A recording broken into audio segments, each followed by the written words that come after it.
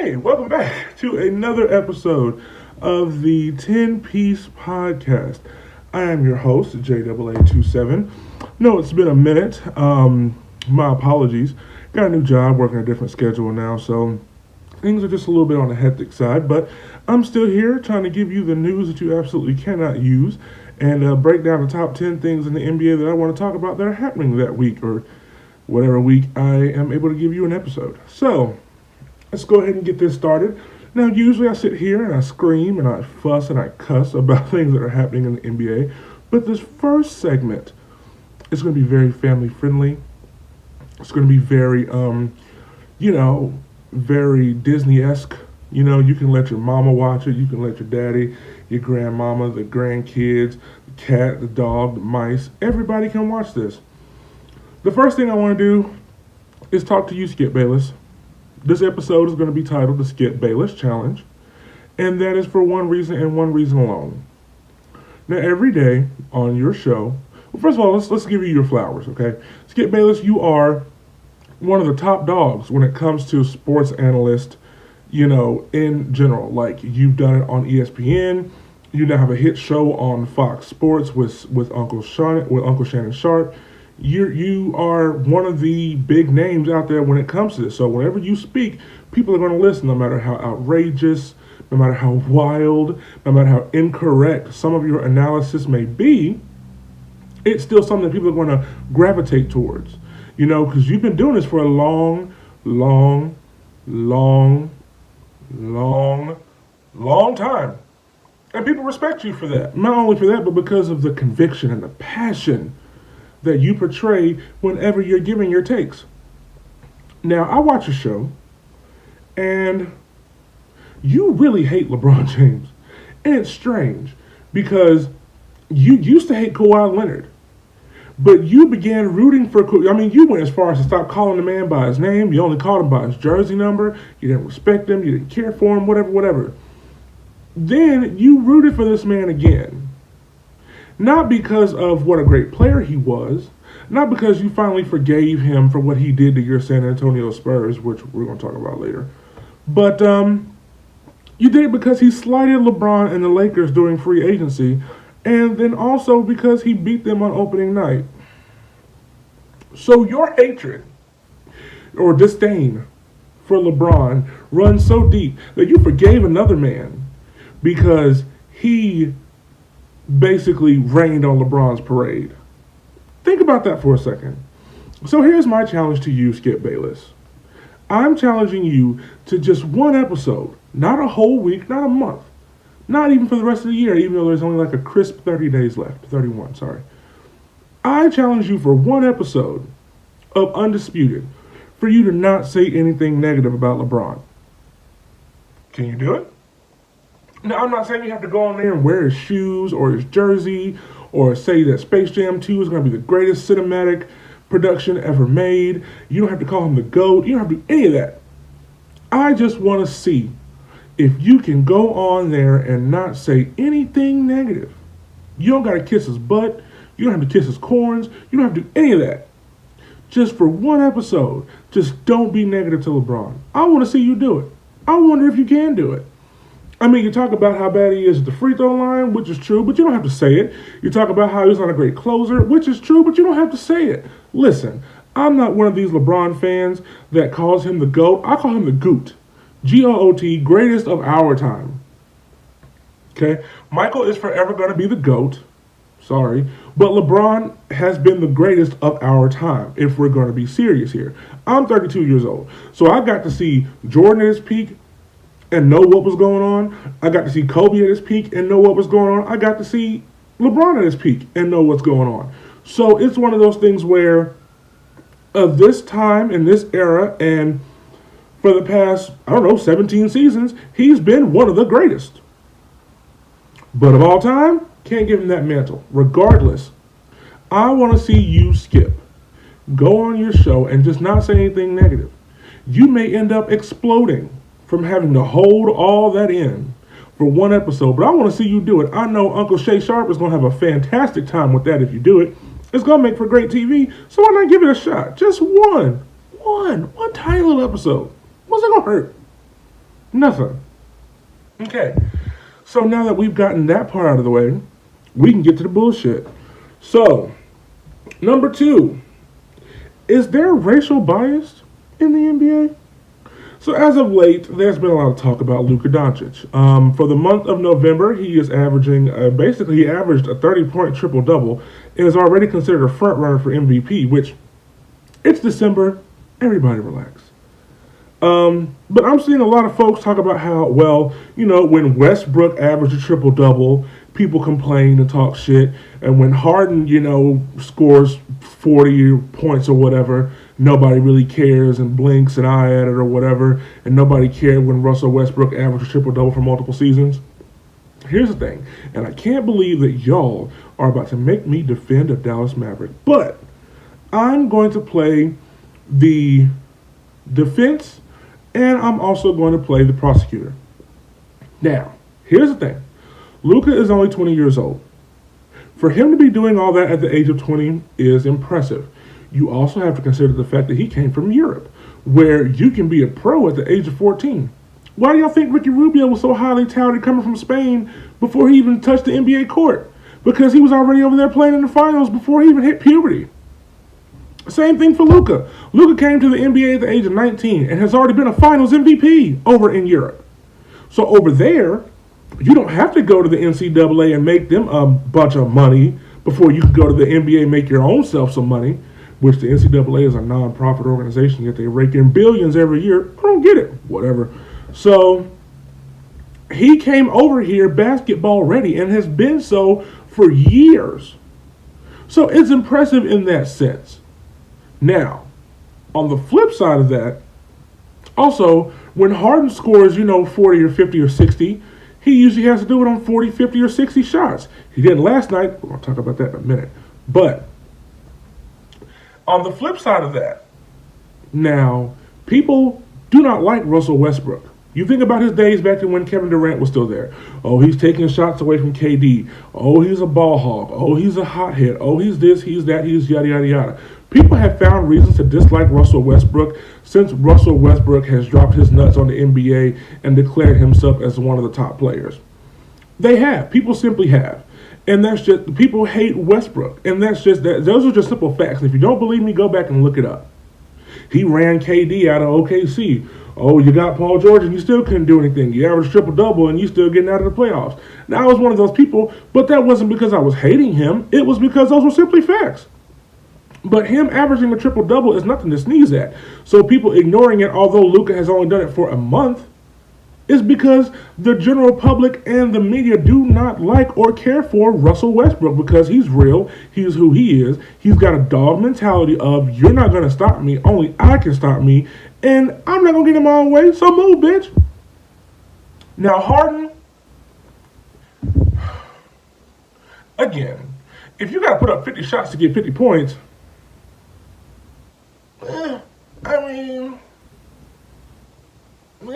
but still, it's not to say that they're being discredited for it. It's just that Luka is getting props for it because he is so young. Now, again, it's forever fuck Dallas, and you can watch the last episode to find out why. But the point of this is, I don't know if there could be racial bias because, again, if you watch the last episode, I will talk about how Dallas is racially charged as a franchise because of the head of the snake, Mark Cuban. So, take it for what it is. But regardless, I feel like, I don't know if it's so much racial bias as it is impressive just because Luka is only 20 years old. Again, I have nothing against Luka, but it's forever fuck the Mavericks. And that's just that on that. Number 3, speaking of Harden, thank you. Because, last night he gave me 101 fantasy points and helped me take the lead in a matchup that I was losing. Let's see. He dropped 60 points, 8 assists, and 3 rebounds. Now, typically, like I just said, he would have either done that from the free throw line or by taking 78 shots. He didn't do that. This motherfucker shot 16 of 24. That's over 60%. James Harden? And he did shoot 20 of 23 from the free throw line, but it ain't his fault he getting foul calls. And if he go to the line, he gonna knock him down. How you gonna be mad at him for that? Regardless, it was impressive. It was astounding. Now, true, it was against the Hawks, and Trae Young dropped like a silent 37. Talk about him next. But, it's one of those things where he has those nights. And I overlooked him for a while because of the fact that he only scored and didn't really do much defensively or anything else. And, on offense, if he didn't have the ball in his hands, he was just standing around, digging his butt because he doesn't set off ball screens. He doesn't run around off cuts. He doesn't like to catch and shoot. He's a ball-dominant player. But that's some impressive shit. And I'm starting to lean more towards, okay, let's give Harden some credit because the numbers he's putting up have always been impressive, even if they're not also as impressive on the defensive end of the floor or off the ball. So shout out to him for that. That was one hell of a performance. It was McNasty. Okay, let's go ahead and give Harden props for that one. I mean, he's practically been doing it all season, even though we're only, like a month and some change in. He's still been doing it, and is probably going to continue to do it. He's one of those people who is just a pure fucking scorer. He has said himself that the reason why with him it's so much of him dominating the ball is because that's the way the offense is set up. Which, blame Mike D'Antoni for that. Anyway, again, speaking of which, like I said, Trae Young dropped a quiet 37. Talking about them next, number 4, the land of misfit toys. Has anybody noticed the Atlanta Hawks roster? You got Evan Turner. You got Alex Lynn, Chandler Parsons, Jabari Parker, Allen Crabbe. Did y'all remember that Jabari Parker and Alex Lynn and Evan Turner were all top 5 picks? Alex Lynn went number 5 in his draft. Evan Turner and Jabari Parker went number 2. We're not going to disrespect Vince Carter because he's on that roster too. He is not a misfit toy. He is one of the greatest of all time. Shut your mouth. Chandler Parsons has been robbing teams since Houston. So my thought is this. I like Trae Young. I like what Trae Young is doing. He's basically another version of Steph Curry. Now, those same kind of comparisons where people compare Luka to Harden with the whole step back thing, with Trae and Steph, I mean, the only person who can stop them is them. Only thing you can do is pray they miss. Because with the defensive schemes in today's NBA, I mean, if you play a box on them, sure. But even then, you still have to pray the screens are not effective and that they just miss. It's really just that simple. But honestly, didn't Trae Young the other night, what was that? What are y'all doing in Atlanta? He dropped fucking 49 points and 6 assists not too long, like a couple games before the one they had last night. And y'all lost. So what are y'all doing aside from guaranteeing that he's going to leave when he becomes a free agent? After his rookie contract is up. What? You putting all these pieces around him, they ain't doing shit. You got fucking, what's his name? John, what was it? John Collins got suspended for fucking PEDs. For what? What are you doing, Atlanta? At one point in time, they said, "Oh, we want to be the Eastern Conference version of the Golden State Warriors." And look where they at. Lottery. Look where y'all gonna be. Again, lottery. I don't get it, man. But honestly, the Atlanta Hawks are the land of misfit toys. Somebody said that was the same thing for the Kings because they've got like Harrison Barnes, Trevor Ariza, and a few other castaways. But no, dog. It is definitely the Atlanta Hawks, top to bottom roster-wise. Number 5. Why is no one talking about the fact that the Milwaukee Bucks just won 11 fucking games in a row? Doesn't make sense to me. And some of those were without Chris Middleton because he's been out for a minute. I think he returned to the starting lineup, but for a while he was not there with a thigh contusion. But, I mean, he gets paid a lot of money, so that means he's really good, right? Right? No? Okay, so basically Giannis has been carrying his team on his own. He has not missed a fucking game. He's averaging 30, 13, and 5 and shooting a little under 30% from 3, which for him, if you know that is an increase. This 11-game streak, they've beaten the Thunder, the Bulls, the Pacers, the Bulls again, the Hawks, the Blazers, the Pistons, the Jazz, Hawks again, and the Cavs and the Hornets. Now, some of those are teams that you may think aren't worth mentioning. Here's the deal. This is still the National Basketball Association. These are still professional players who go out here and get paid to play the game, which means on any given night you can get a team's best and go out there and get your ass binked.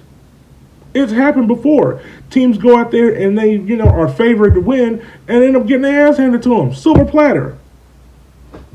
So don't discredit the fact that even though they're winning against non-500 teams, that they're doing it. They're still fucking doing it. And some of those teams are 500 teams.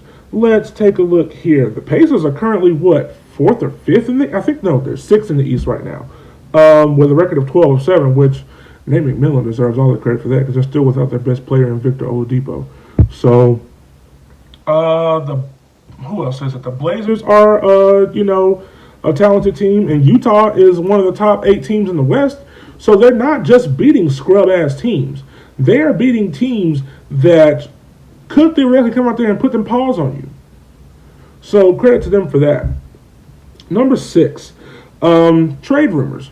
I saw a few murmurs here or there, one of which was Kevin Love to Portland, which it would be nice for both sides considering that Portland has virtually no big men because of all the injuries. And, Cleveland is once again an NBA sinkhole. Sorry. So save Kevin Love. Treat him like a rescue puppy. Get him out of there. People also forget Kevin Love was a top 10 player before he got traded to Cleveland. And he's also now an NBA champion. So that would be great for any roster looking to contend who may happen to be in need of a big man. I wonder who that could be. Get him out of Cleveland. I also saw another possibility of DeRozan to the Heat. I don't know how true that is. He's dispelled trade rumors. He's also gone on to say that he wishes he would have played in an era where there was no social media because he don't really fuck with y'all like that, which I can respect it because the internet can be fucking annoying, and I'm one of those people. But regardless, I don't think that trade rumor is real. With what's going on with San Antonio, who knows? Because allegedly, they're talking about like some of the players have potentially given up on Popovich, which that would kind of suck, considering Pop is one of the GOAT coaches. But in this day and age, who knows? Speaking of giving up on coaches, shout out to Zach LaVine, who got benched by their head coach, Fred Hoiberg of the Chicago Bulls, and then the following game after being benched, went out and dropped, 49 points, including 13 threes and the game winner against Charlotte. And then after he hit the shot, was barking or stared the coach down or something, there was some sort of little bitch fuck you between him and the head coach. Now, the Bulls have a lot of budding talent with Lauri Markkanen, Kobe White, and with Zach LaVine. Y'all either need to move LaVine, who that is, move LaVine, or get a new head coach and just a new system in general, because clearly the talent is there. So them losing and going out and playing like shit,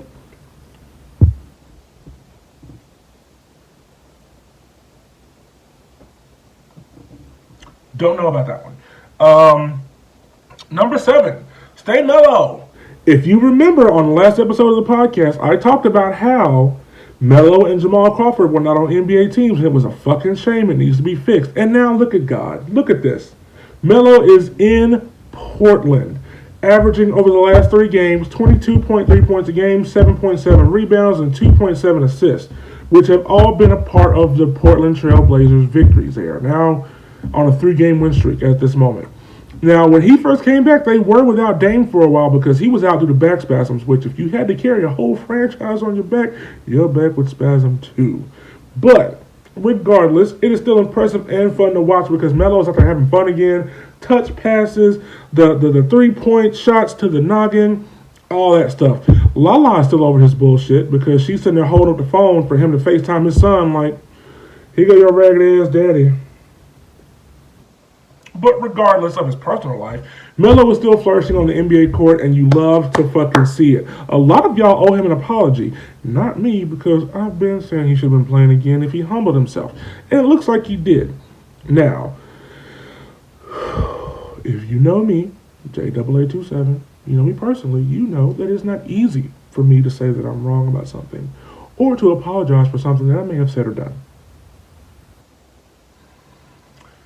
Number 8. I JAA, I owe Brandon Ingram a personal apology. Now, if you were following last season, way back when I was on SoundCloud, I had an episode where I talked about Brandon Ingram and how I said that Kevin Durant made the comment of when I look in the mirror. No, what he said? He said, when I look at Brandon Ingram, it's like looking in a mirror. And I said, well, bruh, you have a dirty ass mirror and you need to get a new one or do some cleaning because Brandon Ingram is nowhere near what you are or have the potential to be.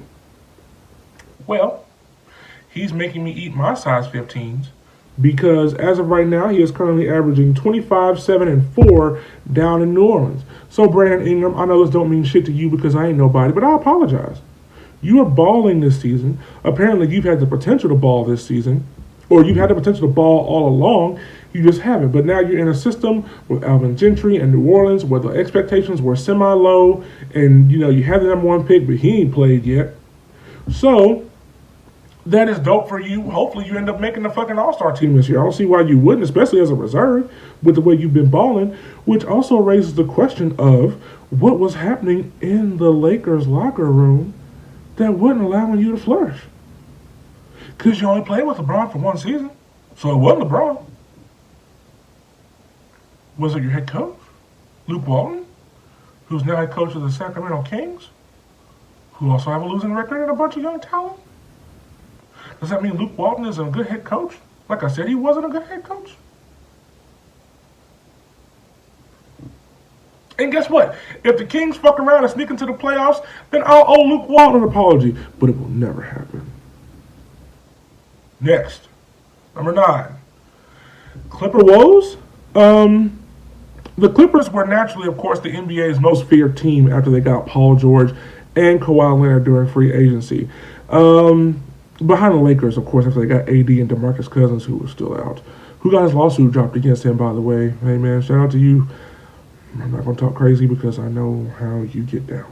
So, but regardless, they're not really dominating the way people thought they were going to, especially after Paul George's return. He came back hot, but they haven't been winning that much. Now, of course, the defense is top tier, and we all know that offense sells tickets, defense wins championships. But if you can't put the ball in the hoop, you ain't gonna win no games. Now, my question is this: who is their primary playmaker? Who is their secondary playmaker? Now, at one point in time, everybody was saying, "Oh, Kawhi is the best playmaker on the Clippers."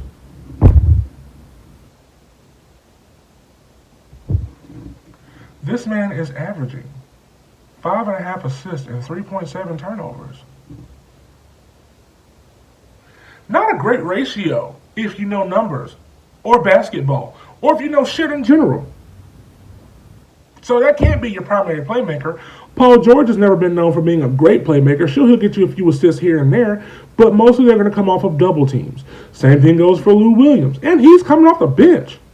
Your bench player can't be your best scorer and your best playmaker. That's not how you... What? No. No. And all Lou Williams' assists is going to come off of him getting double teamed because he's a walking fucking bucket. So, once the team collapses on him, he's going to have to pass the bitch. He ain't Kobe. He's not going to shoot it over 5 people. So, what are the Clippers? Is it Landry Shamet? Is he their best player? Y'all need to be looking for one come free agency or not even free agency before the trade deadline. Y'all need to figure something out. Because if your best playmaker is only averaging 5.5 assists, but also averaging 3.7 turnovers, that ain't no playmaker. What y'all gonna do? Have Doc suit up? What he gonna do? Trade to get Austin back in the man? Beat it. Number 10, and the last one of this episode. I didn't even keep y'all long. 24 minutes. I bet I get you out of here under 30. The NBA standings as of right now, Milwaukee is, of course, number 1 in the East with 17-3. No one really is surprised by that except for me, just because I thought Philadelphia was the most complete team in the Eastern Conference. I said that.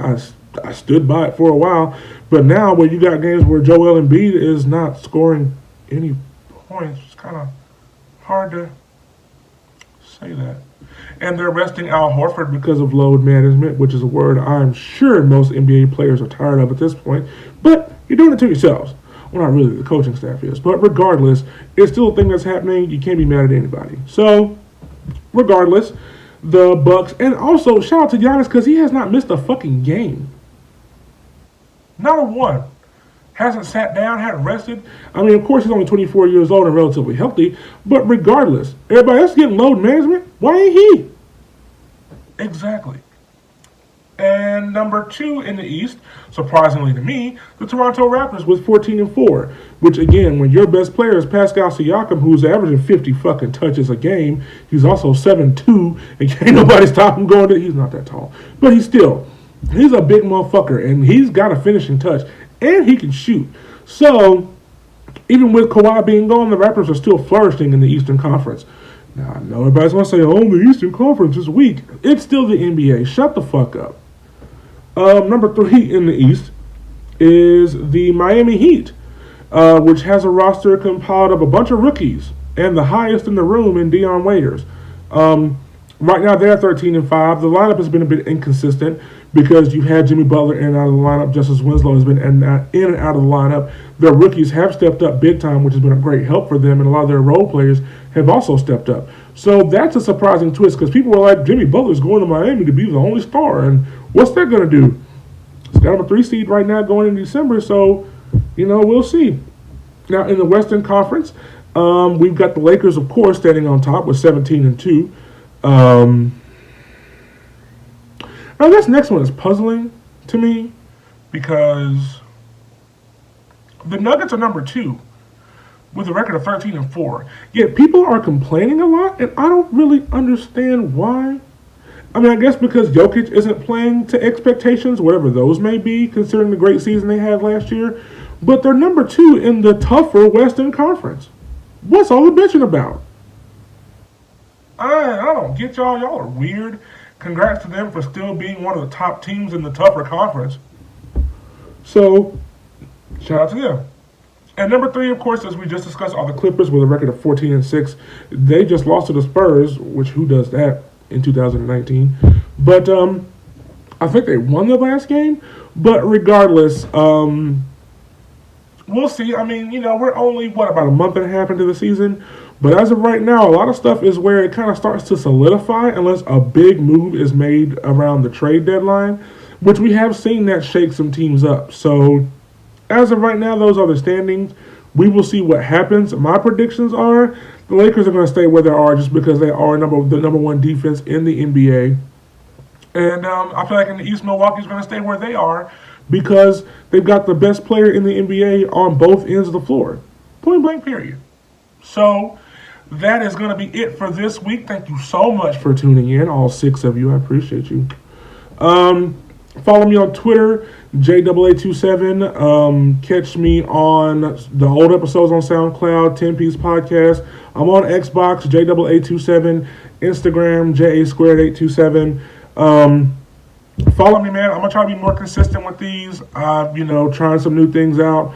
Last time I tried to do an episode, my equipment was a little faulty. But we're still here. I'm still here. So I'm going to try. I'm trying. I appreciate y'all. Thank you so much. And again, I'm going to end the show on this note. Last season, it was at the end of every episode, I was talking about how Mark Jackson needed a head coaching job in the NBA, which he still does, Chicago Bulls. But this time around, it's going to be, I'm going to preach on a different soapbox. Jamal Crawford still is not on an NBA roster. Make it make sense. Until next time, God knows when that'll be. Be good or be good at it. Peace.